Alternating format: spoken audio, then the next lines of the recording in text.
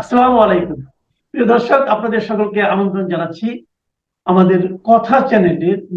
এটা হচ্ছে ভারত নিয়ন্ত্রিত, এটা বাংলাদেশের পক্ষে থাকবে না, হয়তো সেদিকেই যাচ্ছে। এখন বিষয়টা দাঁড়াচ্ছে, বিবিসি রিপোর্ট করছে, হয় ভারতে খেলো নতুবা পয়েন্ট হারাবে বাংলাদেশ। বাংলাদেশকে পয়েন্ট হারাইতে হবে। বাংলাদেশ আবেদন করছে, যেহেতু নিরাপত্তাকে একটা ইস্যু করছে, মুস্তাফিজকে নিরাপত্তা ইস্যুতে খেলতে দিচ্ছে না ভারত, সুতরাং ভারতের যে বাংলাদেশের অন্য খেলোয়াড়রা কিভাবে খেলবে, তাদের নিরাপত্তা কোথায়? এটা বিশাল টিম, তাদের সাথে সাংবাদিক, দর্শক, অনেক বড় টিম যায়, তারা তো আক্রমণের শিকার হবে, তাদের নিরাপত্তা কিভাবে দেবে? সেই কারণে দুই দেশ মিলে, যেহেতু বিশ্বকাপ হচ্ছে শ্রীলঙ্কা এবং ভারত, সুতরাং বাংলাদেশের খেলাগুলোর জন্য শ্রীলঙ্কায় ট্রান্সফার করা হয়। কিন্তু আইসিসি বলছে যে হয় ভারতেই খেলতে হবে, নতুবা পয়েন্ট হারানোর টুর্নামেন্ট থেকে বাইরে থাকতে হবে। এখন কোনটা করে বাংলাদেশ? ক্রিকেট বিষয়ক স্পোর্টস ইএসপিএন ক্রিক ইনফো এই কথা বলছে মঙ্গলবার এক ভার্চুয়াল বৈঠকের পর। ভার্চুয়াল বৈঠক হয়েছে আইসিসির সাথে বাংলাদেশ ক্রিকেট কন্ট্রোল বোর্ডে।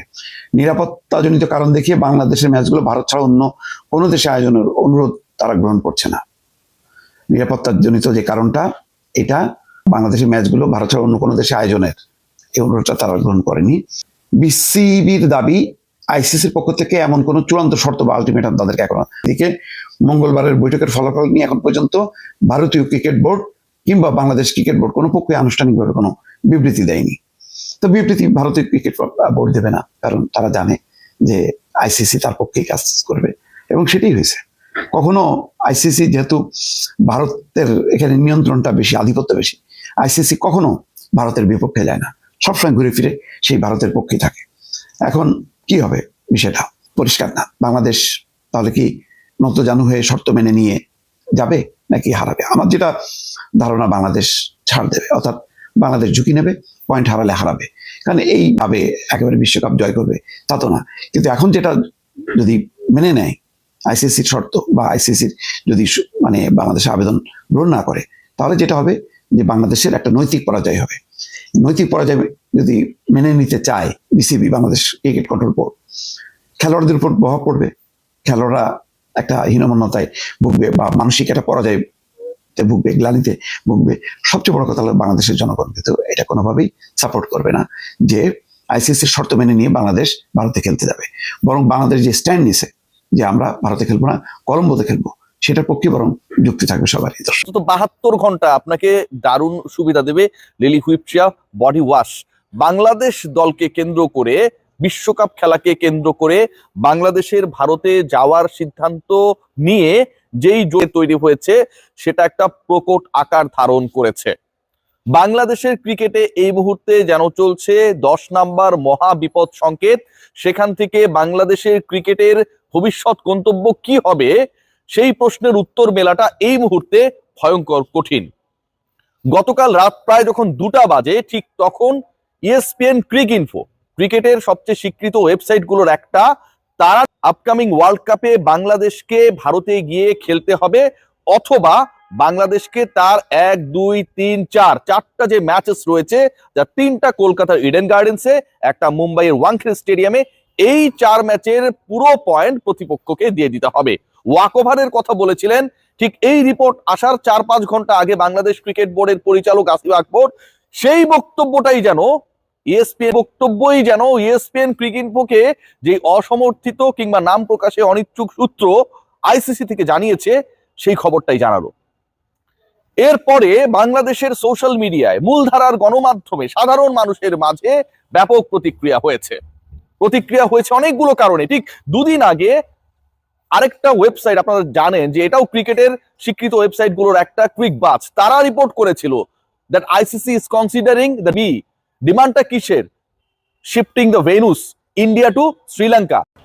এরপরে যে ঘটনাটা ঘটেছে, এটা কোনোভাবে অ্যাকসেপ্টেবল না। ক্রিক বাজের খবর জানাচ্ছিল আমাদের আশাবাদী হতে, আর ক্রিক ইনফোর খবর চূড়ান্ত নৈরাশ্যের যে বাণী, সেই বাণীটাই যেন গতকাল মিড নাইটে বাংলাদেশি সমর্থক, বাংলাদেশি ক্রিকেট সাপোর্টার্স, গণমাধ্যম কর্মী সবার কাছে দিয়ে দিল। এরপরে এই ক্রিকটা চ্যাপ্টার রয়েছে, যেটা আবার কিছুটা হলেও কনফিউশন ক্রিয়েট করে। তারা যে নিউজটা করেছে, সেই নিউজের সোর্স আমি ক্রিক ইনফোকে অবিশ্বাস করতে চাই না। ডেফিনেটলি তাদের আমি বিশ্বাস করি। যেই ব্যক্তি বা যেই ব্যক্তিবর্গ তাদের এই নিউজ দিয়েছে, এর আরেকটা কাউন্টার পার্ট হচ্ছে বাংলাদেশ ক্রিকেট বোর্ড, বিসিবি, বিসিবির সাথে যোগাযোগ করা যখন হয়েছে বা বিসিবির মন্তব্য যখন জানার চেষ্টা করা হয়েছে, বাংলাদেশ ক্রিকেট বোর্ডের পক্ষ থেকে বলা হয়েছে এরকম কোনো কিছু ঘটে নাই।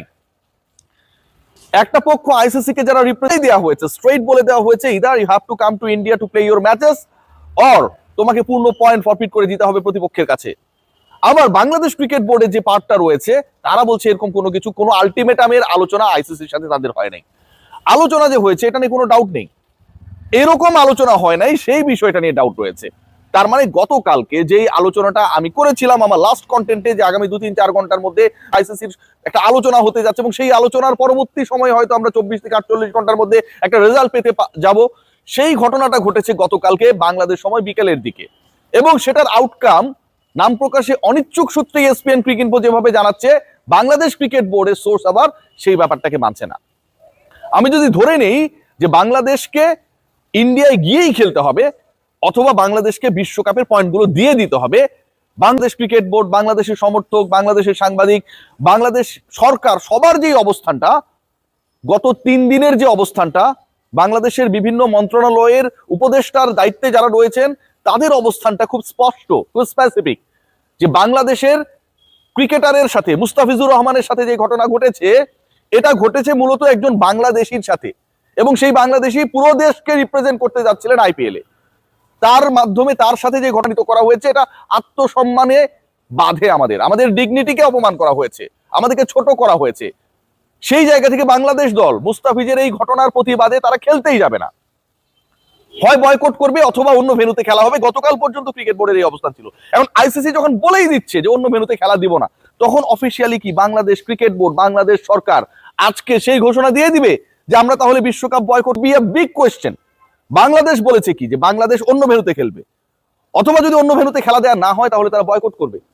এই মুহূর্তে আইসিসির খবর জানাচ্ছে ESPN ক্রিক ইনফো, তারা বলছে যে বাংলাদেশ ক্রিকেট বোর্ড যদি ইন্ডিয়ায় গিয়ে না খেলে তাহলে ভাই তাদেরকে আমরা পয়েন্ট কেড়ে নিব, পয়েন্ট দিব না, অন্য ভেন্যুতে খেলা হবে না। তাহলে বিসিবি এখন কি জানিয়ে দেবে আনুষ্ঠানিকভাবে যে এই প্রশ্নের উত্তর কিন্তু মেলাটা খুব difficult. We are waiting for that, যে বাংলাদেশ ক্রিকেট বোর্ডের এই মুহূর্তের স্ট্যান্সটা কি, কারণ we have informed about the stance of ICC international cricket council.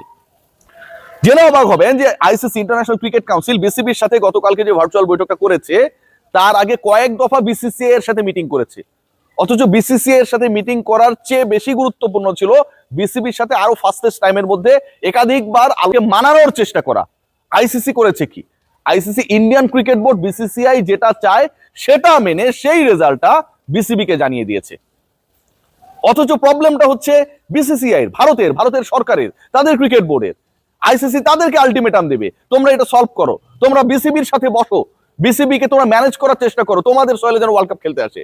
সেটা না করে তাদের সাথে সেই ডিসিশনটা অ্যাপ্লাই করেছে বিসিবির উপর, বাংলাদেশের 18 কোটি মানুষের উপর।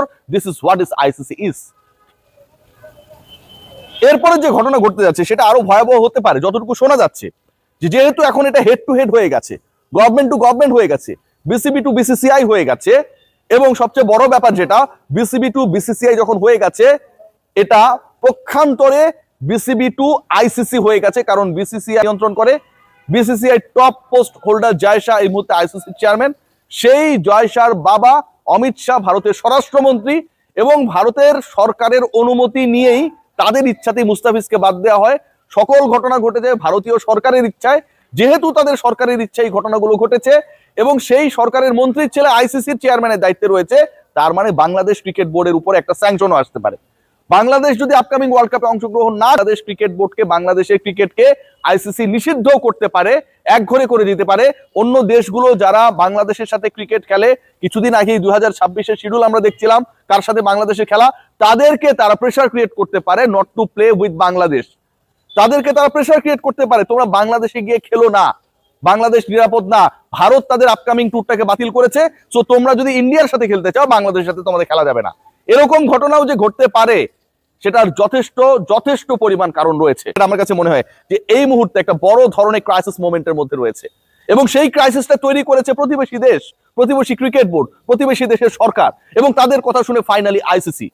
একটা দেশ একজন ক্রিকেটারের নিরাপত্তা দিতে পারবে না, সেই দেশটা কিভাবে একটা দলের নিরাপত্তা দিবে, তার সমর্থকদের নিরাপত্তা দিবে, সেই প্রশ্ন যখন বাংলাদেশের পক্ষ থেকে, বিসিবির পক্ষ থেকে তোলা হয়, এটা খুবই যৌক্তিক প্রশ্ন। এবং সেই প্রশ্নের উত্তরে যখন আইসিসি বলে দেয় যে নিরাপত্তা দিতে পারুক আর না পারুক, তোর এখানে এসে খেলা লাগবে, না হলে তোর খেলার দরকার নাই, এর থেকে অবান্তর ঘটনা আর ঘটতে পারে না। আজকে দিন শেষ হবার আগে আমরা ডেফিনেটলি বাংলাদেশ ক্রিকেট বোর্ডের অফিসিয়াল স্টেটমেন্ট পাবো, সেই স্টেটমেন্টের অপেক্ষায় আমরা সবাই রয়েছি। বাট আমি মনে করি Bangladesh cricket right now they are under a very very much pathetic situation, এবং এই সিচুয়েশন থেকে কিভাবে বের হতে পারবে Bangladesh cricket board, BCB, Bangla